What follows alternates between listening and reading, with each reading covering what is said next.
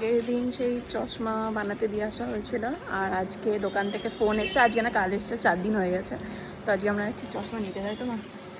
তাই তো চশমা নিতে যাচ্ছি।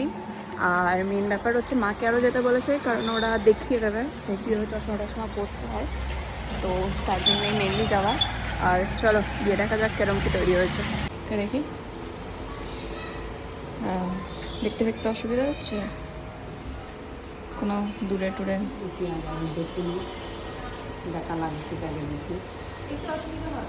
ওটাই দেখো দূর থেকে নাম্বারগুলো দেখতে পাচ্ছ কিনা। হ্যাঁ ওটাই দেখো দূর থেকে নাম্বারগুলো দেখা যাচ্ছে কিনা।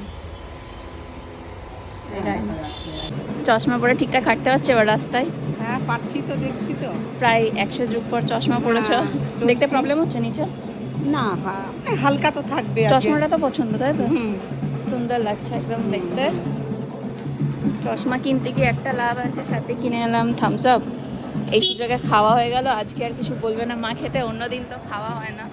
তো আর কিছু খাওয়া না নতুন চশমার জন্য? ওই তো ইডলি আছে, ধোসা আছে বাড়িতে। কালকে তাহলে একটু বিরিয়ানি টিরিয়ানি খাওয়াও। ব্যাকগ্রাউন্ডে অনেক আওয়াজ আসছে, কারণ ওদিকে পুজো হচ্ছে।